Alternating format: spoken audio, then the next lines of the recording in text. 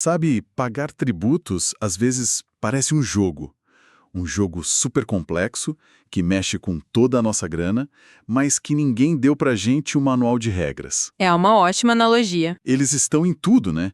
Do pãozinho no café da manhã até o livro que a gente compra.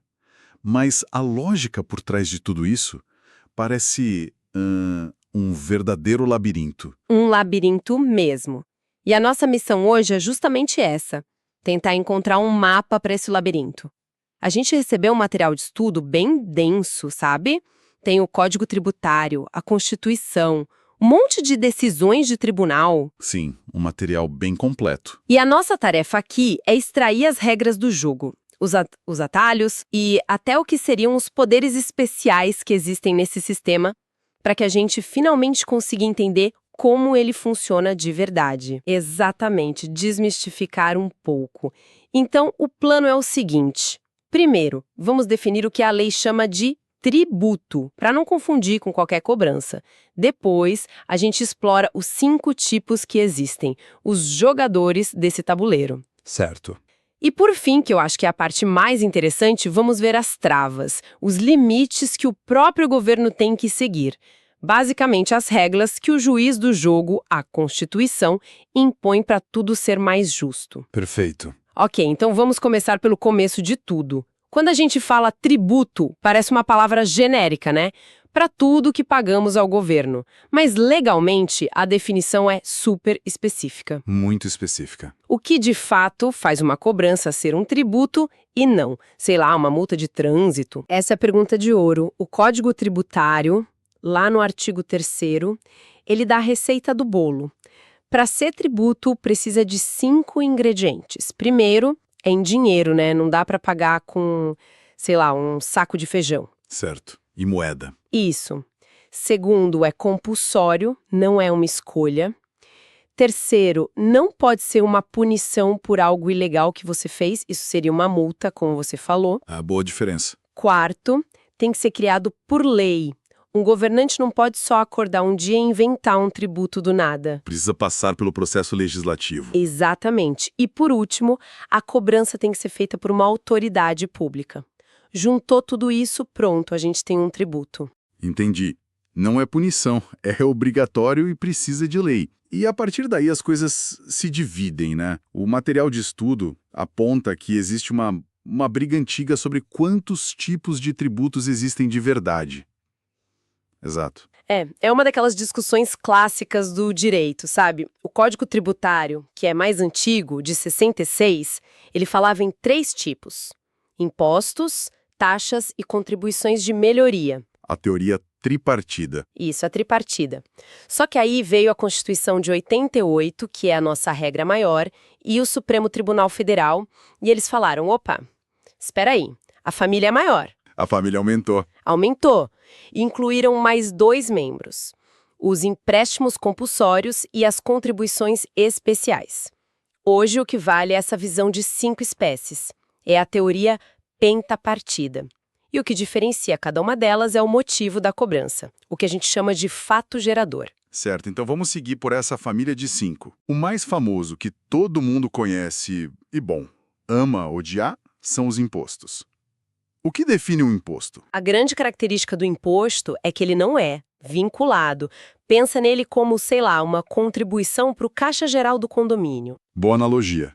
Você paga e esse dinheiro vai para um grande fundo que o governo usa para pagar as despesas gerais: saúde, segurança, educação. Você não pode exigir uma contrapartida direta. Ah, entendi. Eu não posso pagar o imposto de renda e falar, olha, quero que esse meu dinheiro aqui vá para asfaltar minha rua. De jeito nenhum. Ele serve para custear a máquina pública como um todo. Por isso a Constituição diz que eles devem ser baseados na capacidade de cada um de pagar. E nesse ponto, as decisões dos tribunais são fascinantes, porque elas definem o que é e o que não é renda para o imposto. O material cita que se alguém recebe uma indenização por danos morais ou dinheiro por férias que não tirou, Certo. o STJ diz que sobre isso não incide imposto de renda. Por quê? Porque o tribunal entende que isso não é um acréscimo de riqueza. não é um fato novo. É uma compensação por um direito que a pessoa já tinha ou por um dano que sofreu. É uma recomposição. Exatamente, uma recomposição do seu patrimônio, não um aumento. Agora, o mesmo tribunal diz que as horas extras que a gente trabalha, Aí sim. aí incide imposto. Porque aí sim é uma renda nova, um acréscimo patrimonial, claro. Essas pequenas diferenças mostram como a interpretação da lei afeta o bolso diretamente, né? Totalmente. Ok. Então, os impostos vão para um caixão geral. Mas e as taxas? Quando pagamos uma taxa, a sensação é outra. Parece que a gente está pagando por algo bem específico. E a sensação está correta. As taxas são o oposto dos impostos. Elas são vinculadas a uma contrapartida do Estado. Você paga e o Estado te entrega algo em troca. Uma troca direta. Uma troca direta. E essa troca pode ser de dois tipos. Ou é pelo exercício do poder de polícia, que é um nome técnico para fiscalização, tipo a licença de funcionamento de um restaurante, Certo. ou é pela utilização de um serviço público que seja. E essa parte é importante, específico e divisível. E o que significa específico e divisível? Significa que o governo consegue identificar exatamente quem está usando o serviço e o quanto está usando. O exemplo clássico é a taxa de coleta de lixo. Ah, claro. O serviço é específico, coletar lixo, e é divisível porque está ligado ao seu imóvel. Agora, quer um exemplo do que não é divisível? Iluminação pública. Exatamente. Por isso a confusão foi parar lá no Supremo. Pois é, eu ia perguntar justamente isso. A luz do poste ilumina a rua para todo mundo, eu não uso mais luz que o meu vizinho. Como fica essa cobrança? Perfeito, seu raciocínio está perfeito. O Supremo Tribunal Federal analisou isso e concordou. Eles disseram que a iluminação pública beneficia todo mundo, é impossível dividir e medir o uso de cada um. Certo. Por isso, eles proibiram a cobrança via taxa. E aí os municípios, para não ficarem sem o dinheiro, criaram outra coisa, uma contribuição. A famosa COSIP. Isso, a COSIP, que entra na nossa quinta espécie de tributo. É um drible jurídico que a própria Constituição permite. Que fascinante. A escolha da palavra taxa ou contribuição define se a cobrança é legal ou não. E o material também menciona a taxa de incêndio, que sempre foi uma briga. Nossa, sempre foi. A discussão era a mesma. O serviço de bombeiro é específico e divisível ou é um serviço de segurança geral que deveria ser pago com impostos? E qual era a resposta? Por muito tempo, os tribunais entenderam que era geral. Mas, recentemente, em 2023, o STF mudou de ideia e validou a cobrança da taxa pelos municípios. Eles entenderam que o serviço de prevenção e combate a incêndios está, sim, ligado de forma específica aos imóveis. É um ótimo exemplo de como a interpretação da Constituição evolui com o tempo. Totalmente. Certo. Já vimos impostos e taxas. O terceiro tipo, a contribuição de melhoria, parece bem mais raro de acontecer. E é mesmo. Ela só pode ser cobrada numa situação muito específica. Quando o governo faz uma obra pública, tipo asfaltar uma rua, e essa obra valoriza os imóveis ao redor. A lógica é que o proprietário teve um ganho por causa do Estado. Isso, teve um ganho patrimonial. Então é justo que ele ajude a custear a obra. Mas existe um limite para essa cobrança, né? O governo não pode cobrar o valor que ele quiser. Não, existem dois limites bem rígidos. O primeiro é o custo total da obra. O governo não pode arrecadar mais do que gastou para fazer a praça, por exemplo. Ok. E o segundo limite é individual. Cada proprietário não pode pagar mais do que a valorização que o seu imóvel teve. Se a sua casa valorizou R$5.000, esse é o seu teto. A jurisprudência é clara. Asfaltar uma rua pode gerar a cobrança, mas só recapear o asfalto que já existe, que é a manutenção, aí não pode. Aí não pode. Faz sentido. Agora vamos para os dois tipos que a Constituição de 88 formalizou. O primeiro tem um nome que já assusta: empréstimos compulsórios. Soa como o governo pegando o nosso dinheiro à força. E a ideia é um pouco essa, mas só em cenários de crise extrema, sabe?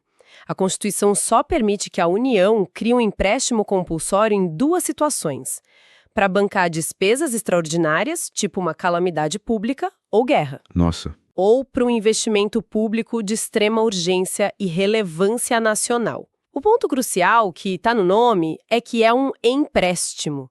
O governo é obrigado a devolver o dinheiro. Ah, tem que devolver. Tem que devolver, com correção. É uma medida drástica para tempos desesperados. Tomara que a gente não precise ver um desses tão cedo. Para fechar a lista, temos a última e mais abrangente categoria, as contribuições especiais. Parece um grande guarda-chuva. E é exatamente isso. É uma categoria para tributos com destino carimbado. A arrecadação é toda vinculada a uma finalidade específica. Tipo o quê? Bom, as mais famosas são as contribuições sociais, como o INSS que a gente paga. Vai direto para o Caixa da Seguridade Social para bancar aposentadorias, pensões, o SUS. Certo. Outra é a CID Combustíveis, que incide na gasolina e cujo dinheiro, em tese, deveria ir para a infraestrutura de transportes.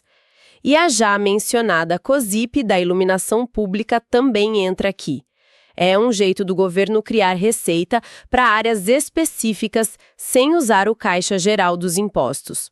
Ok, o mapa dos 5 tipos de tributos está traçado. Agora vamos para as regras do jogo. Entendemos o que pagamos. Agora, como o governo pode cobrar isso? Ele não pode simplesmente criar um imposto na segunda e sair cobrando na terça, pode? De jeito nenhum. E essa é talvez a parte mais importante para o cidadão entender. A Constituição criou várias cercas para limitar esse poder, e a principal delas é o princípio da não surpresa. Não surpresa. Gostei do nome. A ideia é dar previsibilidade, né? Para ninguém ser pego de calças curtas. Esse princípio se divide em 3 regras de tempo. A primeira é a irretroatividade. A lei não pode voltar no tempo para cobrar um tributo sobre algo que já aconteceu. Lógico. Seria como o juiz de futebol apitar uma falta que aconteceu no jogo da semana passada. Exatamente. Ótima analogia. As outras 2 regras olham para o futuro. A segunda é a anterioridade anual. Se o governo cria ou aumenta um tributo em 2024, ele só pode começar a cobrar em 1º de janeiro de 2025. Tem que esperar a virada do ano. Isso. E a terceira regra, que geralmente se soma a essa, é a anterioridade nonaesimal, ou a noventena. Noventena. Precisa se esperar 90 dias da data em que a lei foi publicada. Espera um pouco. Então, se uma lei que aumenta o imposto é publicada, sei lá, em 15 de dezembro, eu não começo a pagar em 1º de janeiro. Não. Eu tenho que esperar 90 dias, o que me levaria até meados de março do ano seguinte. Precisamente. O que vale por último. Nesse seu exemplo, a virada do ano acontece antes dos 90 dias. Então a cobrança só pode começar em março. É uma dupla proteção. Entendi. Mas aqui vem o pulo do gato, onde o jogo fica interessante. As exceções. Ah, sempre as exceções. Isso soa como o governo criando uma brecha para si mesmo. Que tipo de tributo pode furar essa fila e ser cobrado da noite para o dia? É uma ótima forma de colocar. A brecha é para os tributos que não servem só para arrecadar, mas principalmente para regular a economia. São chamados tributos extrafiscais. Extrafiscais. Pensa no imposto de importação.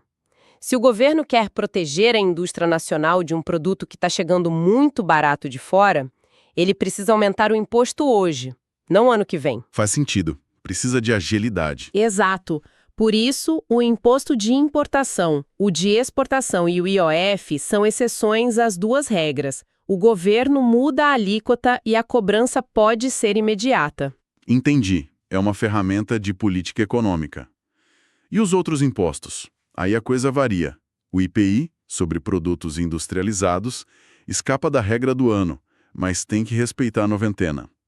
Já o imposto de renda é o contrário.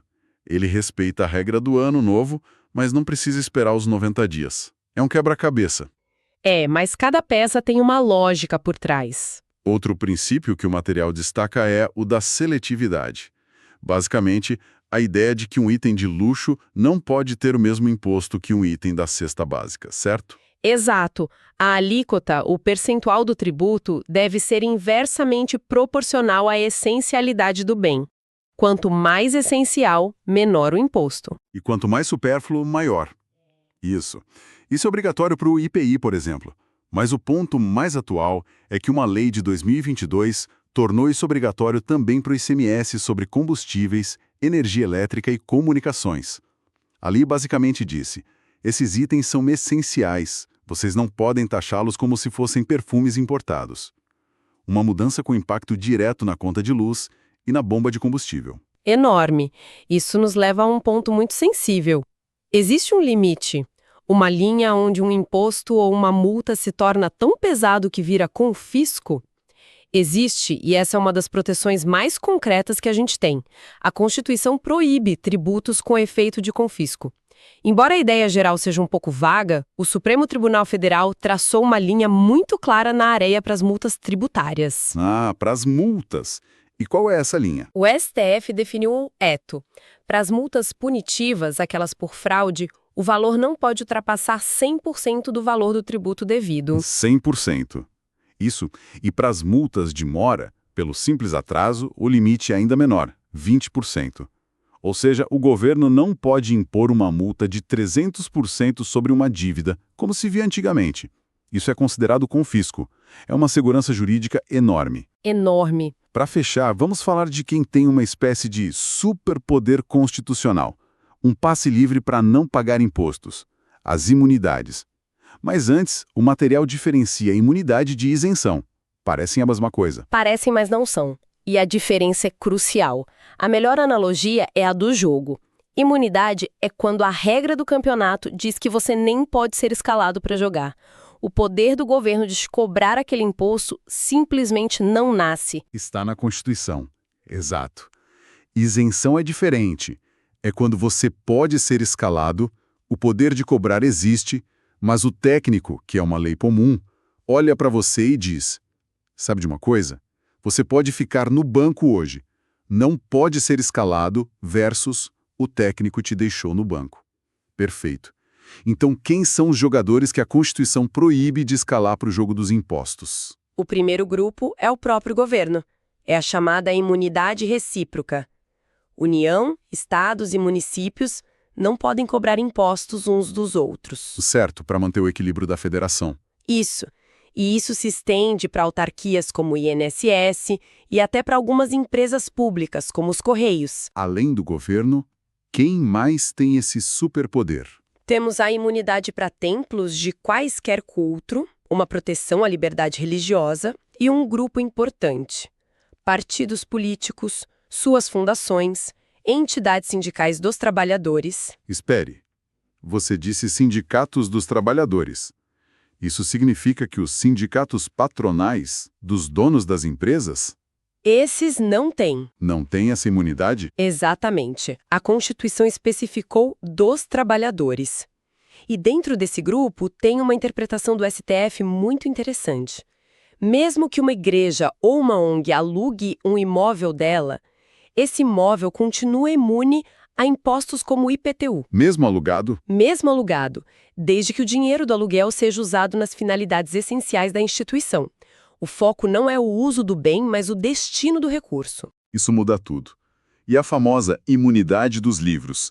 Como ela se adaptou à era digital? A Constituição não falava em Kindles, né? Essa é a prova de que o direito precisa respirar o ar do seu tempo. A imunidade original é sobre livros, jornais e o papel para impressão.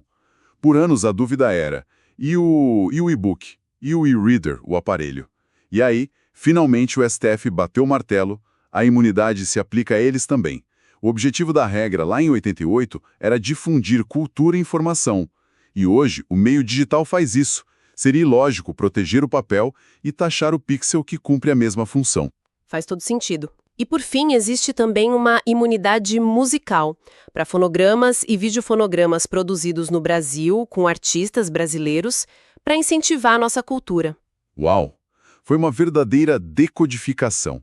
Saímos da definição do que é um tributo, navegamos pelas 5 espécies, entendemos as cercas que limitam o poder de cobrar, como a da não surpresa. A do não confisco. E fechamos com os escudos constitucionais, as imunidades. Cobrimos o tabuleiro todo.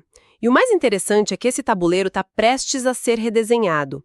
O gancho para a reflexão final vem justamente do material sobre a recente reforma tributária. É verdade. Essa reforma, aprovada em 2023, ela inseriu novos princípios na Constituição.